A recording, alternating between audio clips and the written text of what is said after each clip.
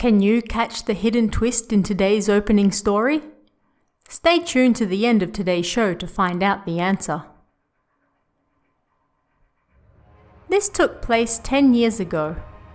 My older sister, an art teacher, was renting a rundown 2-bedroom apartment to use as her studio. She didn't live there, she just used it for her artwork. I thought it was such a waste that she was paying for it but not living there, so I asked her to let me stay there instead.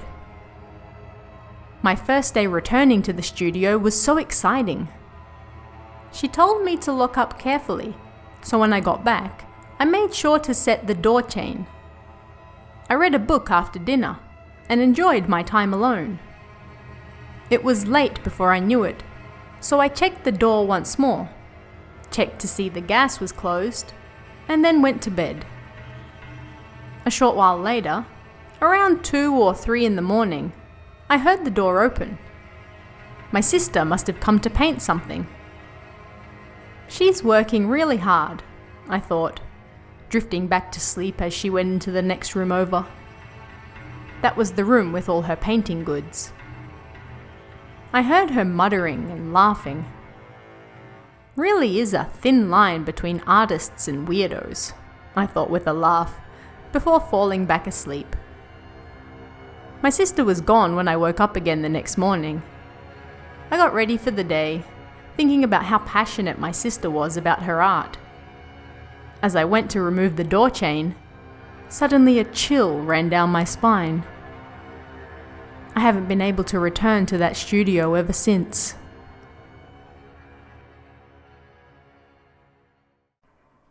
Hey guys, I'm your host, Tara A. Devlin, and welcome to another episode of Kowabana, true Japanese scary stories from around the internet.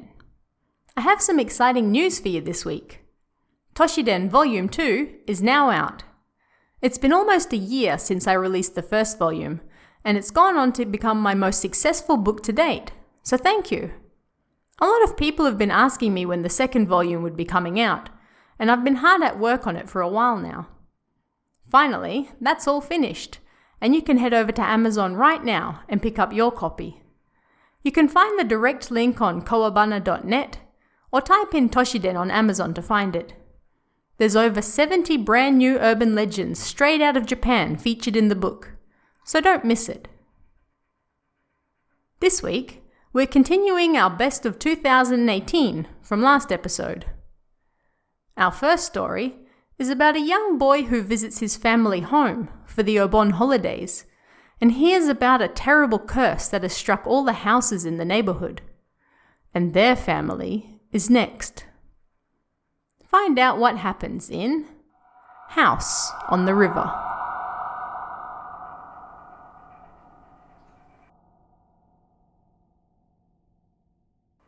This took place about 10 or so years ago. I was 6 and my older brother was 8. We went back to our father's family home for the Obon holidays and we used the opportunity to have some fun. It was sunny on this particular day, and the weather felt nice. There wasn't a single cloud as night fell, and we could see the Milky Way clearly above us. It was amazing. We played with some fireworks, and then we went for a walk with 2 of our cousins. Our father's family home is way out in the middle of nowhere, halfway up a small hill. A bamboo thicket grew behind the house, and beyond that flowed a small stream. A small path used to follow the stream before the war, and it was the main road people in the area used. Now, that path had disappeared, and houses dotting the river were all that remained. Including my grandparents' house, all the houses were extremely old, and had been around since at least before the war. My grandparents' house had been remodeled, but the same couldn't be said for the others. They looked like they'd been abandoned and were falling apart. With a torch in hand, we went through the bamboo and emerged near the river. The banks of the river were flat and easy to walk on, perhaps a remnant of the old path. At our cousin's suggestion, we decided to follow the river upstream. The houses dotting the river were all dark, and not a single light could be seen. "By following this path, we'll be testing how brave we are," my cousin said. According to him, the houses along the river all succumbed to misfortune in order from the top. The house at the top of the river suffered a family suicide about 30 years prior. The next house burnt down about 10 years later. 2 of the 5 family members died in the fire. An old man occupied the house after that, and he died alone. They discovered his body 2 months later. I later heard that my uncle and his friend were the ones who discovered it.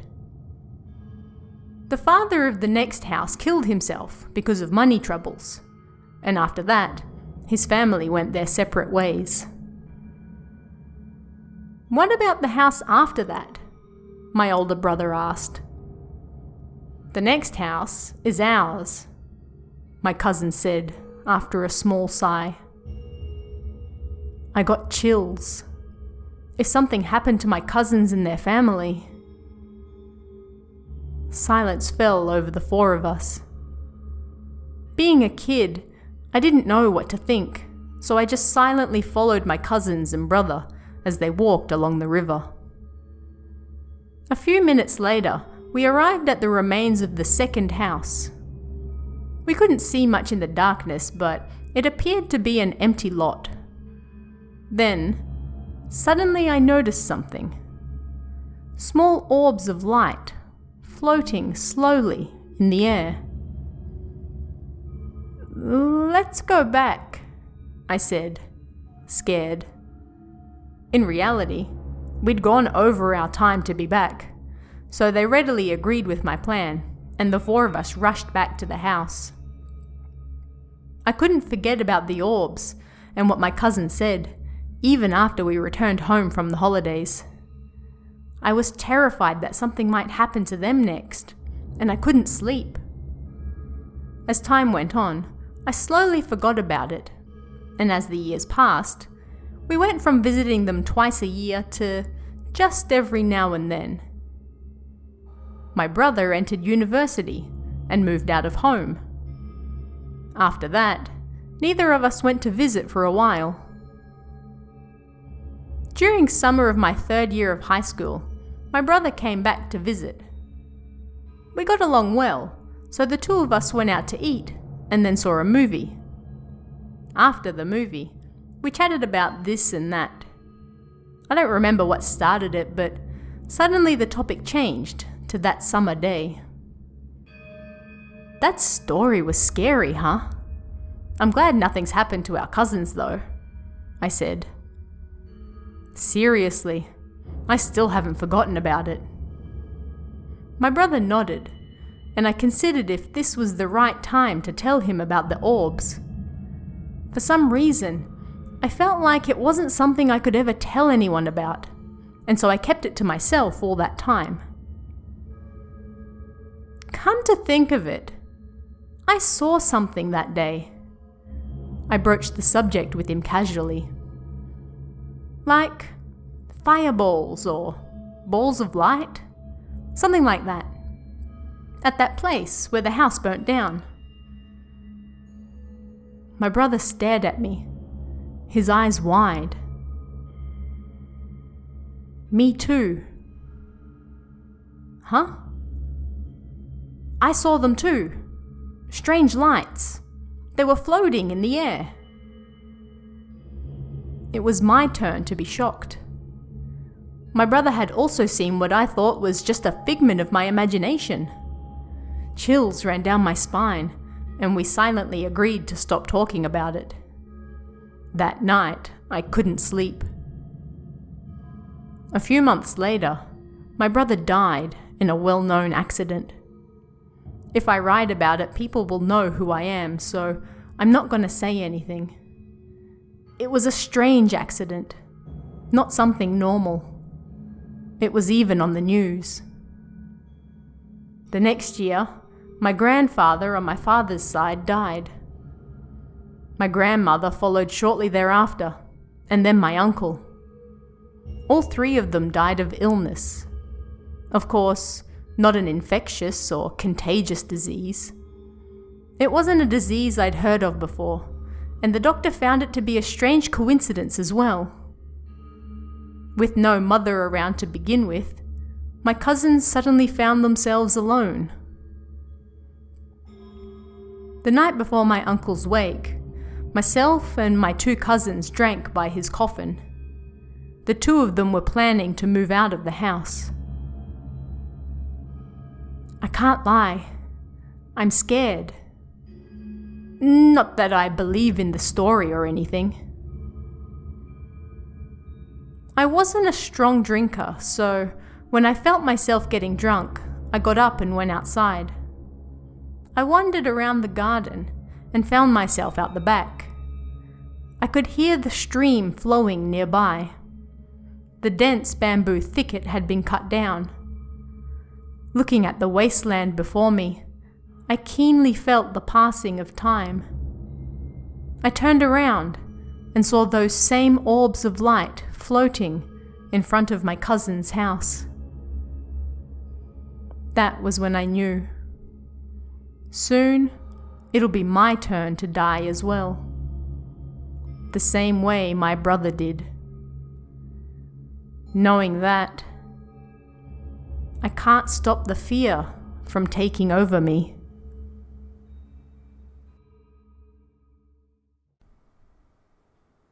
Would you give your life to save a stranger?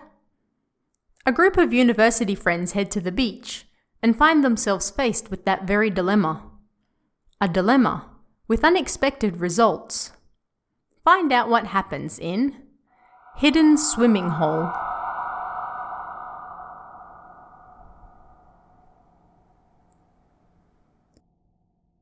When my older brother was in university, he went to the beach with some friends. It was a nice little hidden away place, located on the boundary of a sandy beach and the coast. I say hidden away, but it was still a swimming area with a lifesaver and all.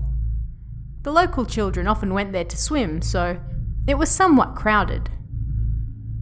So they were all swimming when my brother saw an inflatable boat get turned over in the waves, and the children inside were tossed into the water. He and another friend were the only ones who saw it, so they swam out to help them.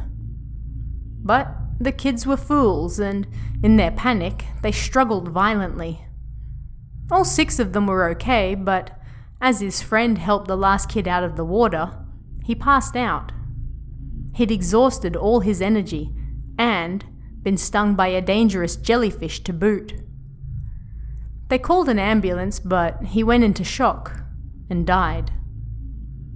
He was a really good guy with a strong sense of justice. Everyone cried that it was the stupid children's fault that he died, and when my brother got home, he was crying as well. The next year, on the anniversary of his death, they all went back to the beach.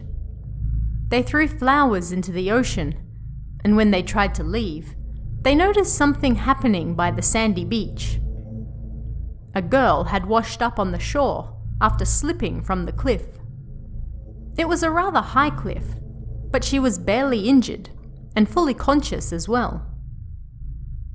When I fell into the water, a man reached down to grab me and carried me back to the shore, she said. About a week ago, a child was drowning when he said an older boy saved him as well. The lifesaver joined in, tilting his head in confusion. No way, it couldn't be him, my brother thought, but he asked them what the man looked like. They described his friend perfectly. It could have been just a coincidence, but my brother said, even though he died there, now he's helping people there as well. At least, that's what I want to believe. Even now they go to the beach during summer to place flowers for him. But thinking about it, I wonder if the same thing won't happen to my brother someday as well. I need to keep a close eye on him. Most people would never even consider living near a graveyard, let alone in one. But this family isn't like the others. Find out why they come to regret their decision in House in the Graveyard.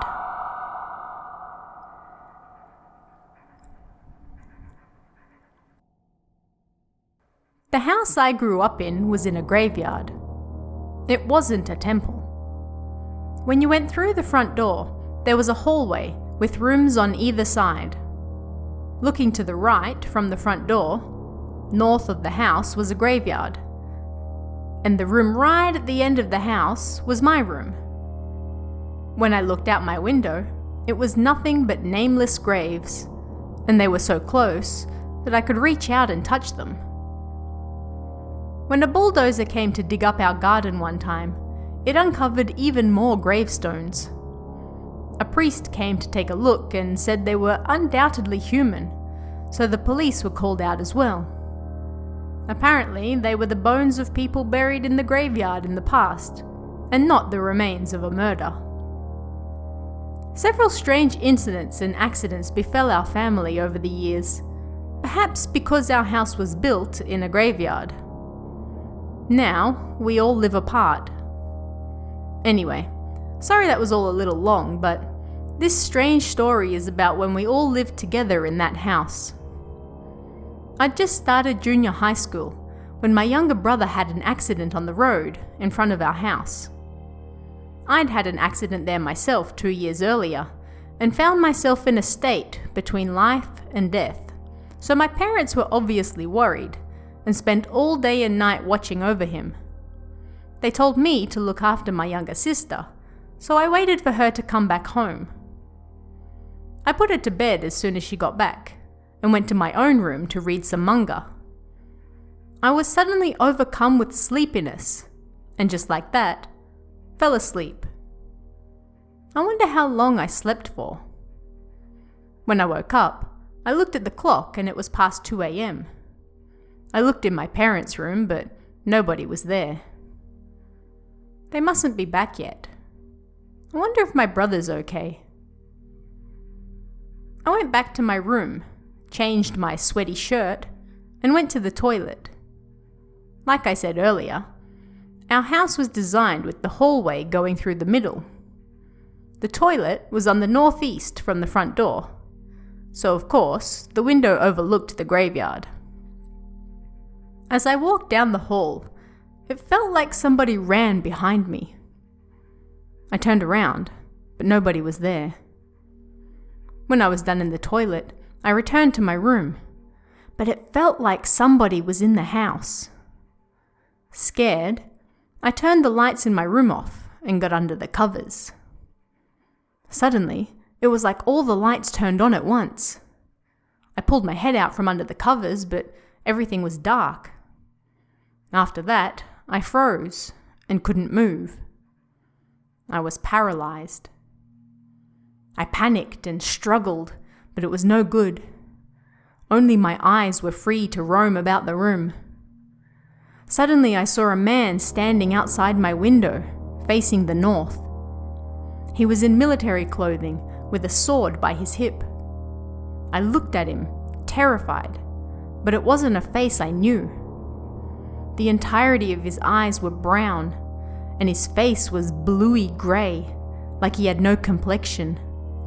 His lips and skin were the same, and he was covered in wrinkles. He was staring at me, and I saw that he had no arms, and the clothes on his legs were tattered as well. But his brown eyes were the thing that stood out the most. He said nothing, just stared at me. A short while later, he silently approached my feet. Help me, Dad, Mom. I tried to scream, but no sound came out. Then I heard a voice, seemingly out of nowhere. "Get out of here," it said. "The dolls are in the way." The man's mouth was moving, but the voice wasn't coming from him. It continued saying the same thing over and over. It was a woman's voice. It sounded like it was coming from the left corner behind the man, but it was so quiet that I struggled to hear it. Suddenly, I was able to move again, so I dove under the covers. I trembled, wondering if the man was still there, but unable to stick my head out to see. I don't know when it was, but a while later I heard the front door open, and my parents were back. I bolted from the bed, refusing to look where that man had been standing. The lights were on out the front, so I quickly told my parents all about what happened. They should have laughed, but instead, their faces turned pale. Thinking back on it now, my parents probably had the same experience themselves. "Dolls," my mother said, and brought a wooden box out from the back of her room. It was full of old Japanese dolls, which she had apparently received from her grandmother. I didn't even know she had them, and when I remembered what that man said, I grew even more terrified. Apparently, just before her grandmother died, she told my mother that the dolls would protect her family. A sense of calm washed over me. Apparently my brother was also okay, so maybe those dolls really did protect us. That night I borrowed one from my mother and put it next to my pillow as I slept.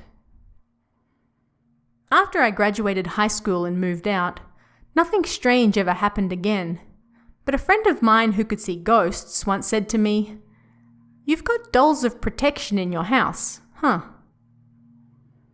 My parents and siblings have been involved in various incidents and accidents since that time, but we've always been okay, and nobody lives in that house anymore. Sometimes when I return home, I pass by that graveyard.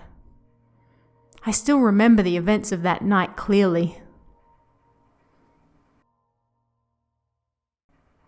Our last story for this week finds a young boy venturing into the unknown, only to return to a world that he doesn't recognize. Find out why in Hidden World.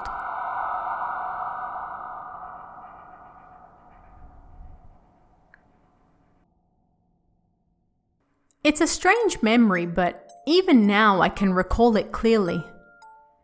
During the summer holidays of 5th grade, I was in the backyard making a list of nearby bugs for a school assignment. The corners of the yard were covered in concrete, and I found a rusted iron gate that probably led to the sewers. Out of curiosity, I grabbed the handle and tried pulling it. I saw a ladder leading further down. When I reached the bottom, the ground was made of wire mesh, and there seemed to be something even further down under that. I could hear the sound of water and a bad smell, so I figured it really was the sewers. The path spread out before and behind me, so I decided to walk straight ahead. I shone a torch at my feet, excited as I walked. About probably 20 meters in, I came across some iron bars blocking the way. There was another ladder leading up beside them. I thought I'd see something better, I thought, disappointed. I climbed up the ladder though. Judging by the distance, I should be in the empty lot on the other side of the road. I opened the lid above me, climbed out, and saw it was already evening. It was lunchtime when I went in. I grew scared and decided to get back home as soon as possible. But something was wrong. The scenery was somewhat different. I mostly recognized the area, but the store I always bought sweets from was now a house, and the community center was now a hospital. The road signs had marks I'd never seen before as well. I rushed back home, but everything was strange there too. A giant cactus was flowering in the garden, and there was a red car in the garage that looked like a squished sports car. Instead of an intercom at the front door, there was a small lever pointing down instead.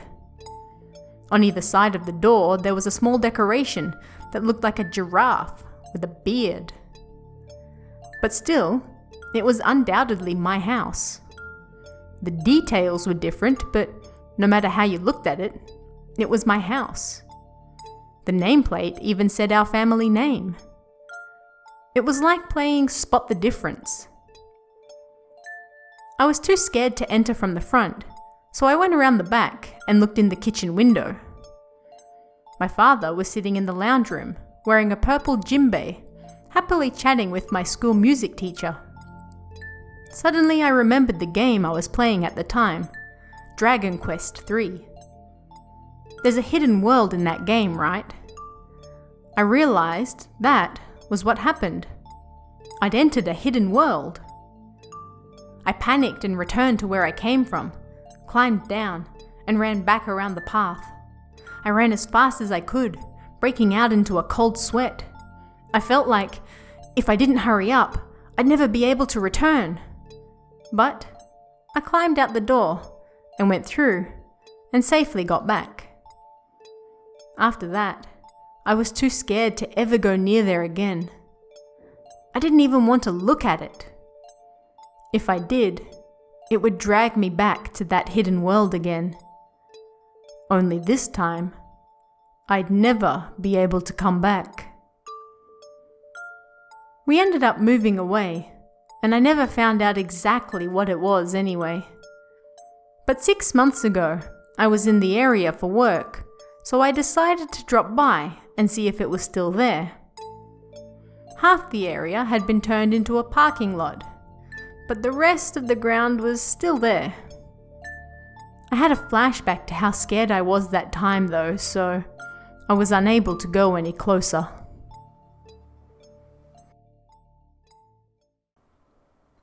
So did you catch the twist in today's opening story? The door chain was locked when she went to bed, but she heard someone open the door, come in, and start muttering in the next room. When she got up in the morning to leave, she noticed that the door chain was still on.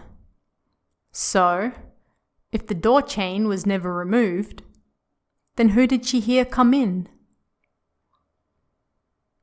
And that brings us to the end of this week's show. Don't forget, you can join our newsletter for even more exclusive scary stories from Japan at kowabana.net/newsletter. Or get more than 20 bonus episodes right now by joining our Patreon at patreon.com/TaraADevlin. We're edging closer to our goal of even longer episodes of Kowabana each fortnight, so if you'd like to support the show and get more of what you love, please check it out. Thanks guys, and I'll see you again next time for even more Kowabana, true Japanese scary stories from around the internet. Want even more scary stories? Head over to kowabana.net for new translations every week. You can also join our Patreon for exclusive stories you won't find anywhere else.